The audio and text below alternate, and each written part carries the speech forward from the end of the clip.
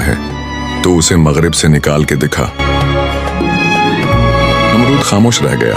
अब कोई दलील न थी। इंतकाम की आग।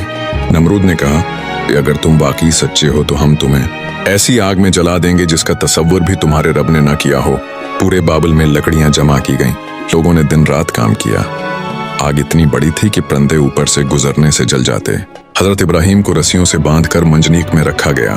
जबराइल आए और कहा, क्या तुम्हें मदद चाहिए? हजरत इब्राहिम ने कहा, अगर तुम अल्लाह की तरफ से हो तो हाँ, वरना मेरा रब मुझे काफी है। फिर वो लम्हा आया जब आग में फेंका गया। अल्लाह ने हुक्म दिया, ऐ आग, इब्राहिम के लिए ठंडी और सलामती वाली हो जा।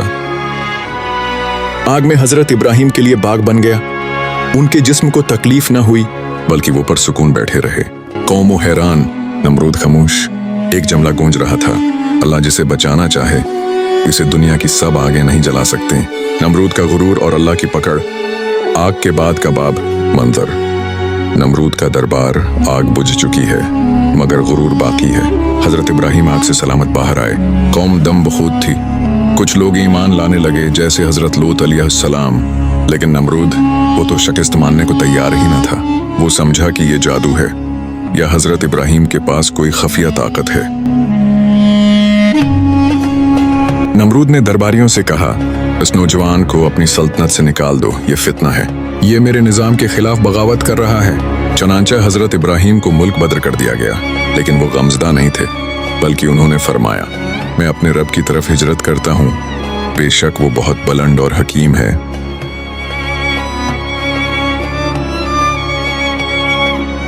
हजरत इब्राहिम ने इराक से निकलकर हैरान, फिर शाम, फिर फिलिस्तीन का रख किया और मिस्र भी गए, जहां उन्हें बादशाह के जुल्म से बचाने के लिए अल्लाह ने मौजिज़ात दिखाए। यही वो वक्त था जब हजरत सारा उनके साथ थीं और बाद में हजरत हाजरा भी।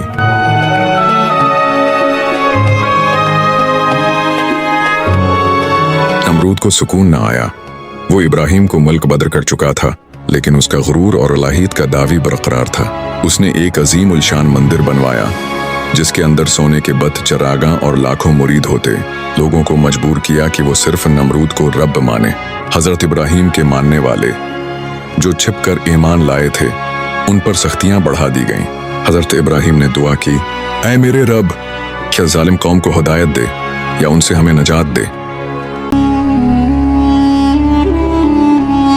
नमरूद का गुरूर हद से बढ़ चुका था। तब अल्लाह ने अपनी कुदरत दिखाई। एक मुच्छर जो पूरी सल्तनत के गुरूर को रौंद गया। अल्लाह ने नमरूद पर एक खफीफ सा अजाब भेजा। एक मच्छर, जी हाँ, सिर्फ एक मुच्छर जो नमरूद के नाक के जरिए दिमाग में दाखिल हो गया। वो मुच्छर वहां दिनों, हफ्तों और महीनों तक तवाफ करता रहा और नमरूद को ऐसा दर्द देता रहा कि वो पागल होने लगा। नमरूद के सिर में ऐसा दर्द होता कि वो अपने सिर पर हथौड़े मारने को कहता, गुलामों से पत्थर मारने की फरमाइश करता और दिन रात चीखता रहता। ये सब कुछ अल्लाह की पकड़ का एक मामूली मंजर था। हती की इसी हालत में नमरूद जलील होकर मर गया। इसका इंजाम वही हुआ जो हर फिरौन, हर शदाद और हर जालिम का होता है।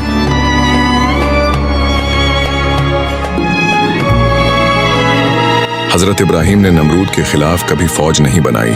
उन्होंने तलवार से जंग नहीं की, बल्कि उन्होंने दलील, सब्र, हिजरत और तोकल से काम लिया। और अल्लाह ने उनके हाथों नमरूद जैसे जाबिर का गुरूर खाक में मिला दिया। कुरानी इशारात, क्या तूने उस शख्स की बात नहीं सुनी जो इब्राहिम से उसके रब के बारे में झगड़ा कर रहा था, असना पर कि अल्लाह ने उसे बादशाही दी थी और हमने नमरूद जैसे जालिमों को हलाक कर दिया और उनके बाद दूसरों को उठाया। तफसीर तबरी।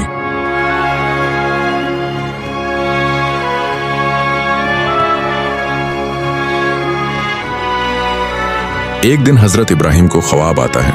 वो अपनी बीवी हाजरा और शेरख्वार बेटे इस्माइल को एक सुनसान वादी में छोड़ रहे हैं। फिर अगले दिन भी यही ख्वाब और तीसरे दिन भी। ये महज ख्वाब नहीं, अल्लाह का हुक्म है। हजरत इब्राहिम दिल में एक जंग लड़ते हैं, माँ और बच्चे को इस सुनसान वादी में छोड़ देना, जहाँ न पानी है, न दरख्त, न इंसान, लेकिन अल्लाह का हुक्म है तो लब्बीक है। वो बीवी और बेटे को साथ लेकर एक लंबा सफर करते हैं। हजरत हाजरा हैरान है, पूछती हैं, आप हमें कहाँ ले जा रहे हैं? हजरत इब्राहिम खामोश रहते हैं। ये खामोशी सिर्फ दुख नहीं, सब्र और फरमान बरदारी की तस्वीर है। जब वो इस बेआब व गया वादी में पहुंचते हैं, मौजूदा मक्का, वहाँ हजरत इब्राहिम माँ और बेटे को एक दरख्त के नीचे बैठाते हैं। एक थैली में थोड़ा सा पानी और कुछ खजूरें। हजरत हाजरा बोलती हैं, क्या आप हमें यहाँ तन्हा छोड़कर जा रहे हैं? कोई जवाब नहीं। फिर वो पूछती हैं, क्या ये अल्लाह का हुक्म है? हजरत इब्राहिम खामोशी से सर हिला देते हैं। तब हजरत हाजरा बोलती हैं, फिर अल्लाह हमें जाया नहीं करेगा। पानी खत्म हो जाता है। बेचा प्यास से तड़पता है। मिमता बेचैन होती है। वो पानी की तलाश में पहाड़ों पर दौड़ती हैं। एक तरफ सफा, दूसरी तरफ मरवा, 7 चक्कर लगाती हैं। तब अल्लाह की रहमत जोश मारती है। हजरत इस्माइल के कदमों के नीचे से जमजम का चश्मा फूट पड़ता है। फरिश्ते कहते हैं, ये वो वादी है जो अब दुनिया का मरकज बनेगी। साल गुजरते हैं। हजरत इब्राहिम वक्तन फौक्तन वादी मक्का आते रहते हैं।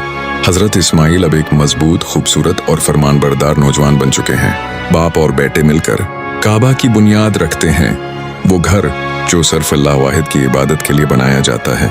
तभी एक और ख्वाब आता है, और अब की बार आजमाइश इससे भी बड़ी है।